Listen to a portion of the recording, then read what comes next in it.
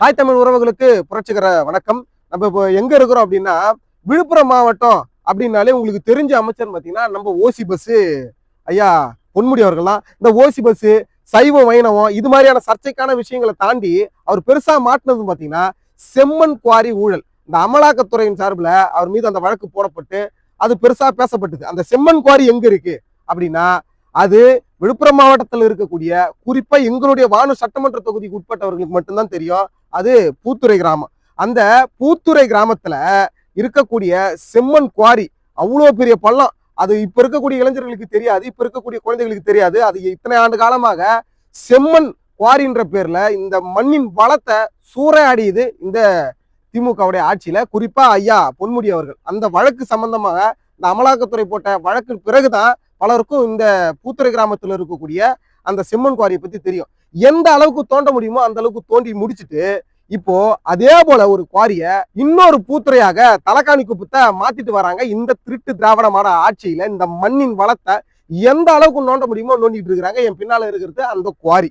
இங்க இருக்கக்கூடிய செம்மண் வளம், ஒரு மண்ணின் வளம், ஒரு பகுதியில என்ன வளம் பார்த்து அந்த வளம் நிலம் வளம் சார்ந்த தொழில் வளர்ச்சியின் மூலமாக தனிநபருடைய பொருளாதாரத்தை உயர்த்தி அதன் மூலமாக இந்த நாட்டினுடைய பொருளாதாரத்தை உயர்த்துவதுதான் ஒரு சிறந்த ஆட்சி, அதுதான் ஒரு சிறந்த நிர்வாகம். அப்படி இருக்கும்போது அதெல்லாம் விட்டு போட்டு ஒரு இடத்துல மண் வளம் நல்லா இருக்கா, ஒரு இடத்துல மலை வளம் நல்லா இருக்கா, மழை வந்தா அதை எம்சாண்டா மாத்திருவோம், மண் வளம் இருந்தா இது மாதிரி செம்மண் குவாரியா போட்டுருவோம், இது மாதிரியான வேலைகளை இவங்க செஞ்சுட்டு வராங்க.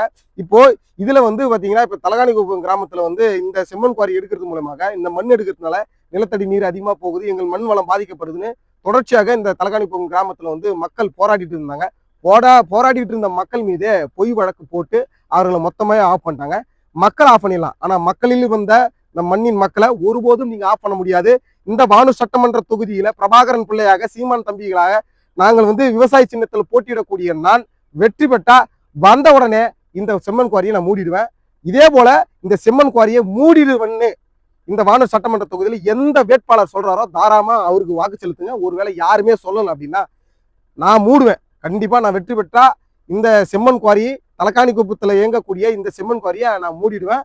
அதுக்கு என் மக்களுக்கு நான் அந்த வாக்குறுதி நான் கொடுக்குறேன். இதே வாக்குறுதியை மற்ற கட்சிக்காரங்க கொடுத்தாங்கன்னா அவங்களுக்கு தாராளமா வாக்கு செலுத்துங்க. அப்படி கொடுக்காத பட்சத்துல தம்பிக்கு வாக்கு செலுத்துங்க. இந்த மண்ணின் வளத்தையும் மலை வளத்தையும் இந்த மக்களுடைய பொருளாதாரத்தையும் உயர்த்துவதற்கு நீங்க வாக்களிக்க வேண்டிய சின்னம் விவசாயி. நமது சின்னம் விவசாயி.